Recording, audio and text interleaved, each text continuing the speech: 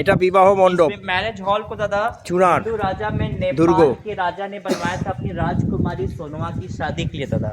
मगर बनाने के बाद उनके पिता ने यहाँ पर शर्त रखा कि जो मुझे राजा युद्ध में हरा देगा वही राजकुमारी के साथ इस मंडप में विवाह करेगा। मगर उनके पिता को कोई राजा हरा नहीं पाता।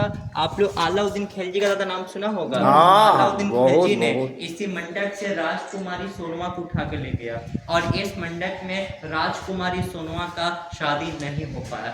इसी इस मैरिज को लोग कुंवारा मंडप बोलता है। इस मंडप में आज तक किसी की भी शादी इस मैरिज में नहीं हुई है। अच्छा। ये मैरिज अंदर से बाहर तक पूरे पत्थर का बना है।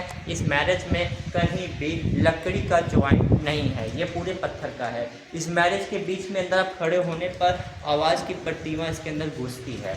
इको साउंड আছে এটার ভিতরে।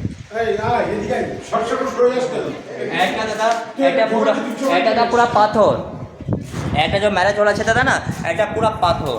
এটা স্যান্ড স্টোন আছে, এটা পাথর, আর এটা চুনার का পাথর আছে দাদা। এটা कोई বাহরি পাথর না আছে, এটা হচ্ছে চুনারের পাথর খুব বিখ্যাত। এটা চুনার একটা ফেমাস পাথর আছে।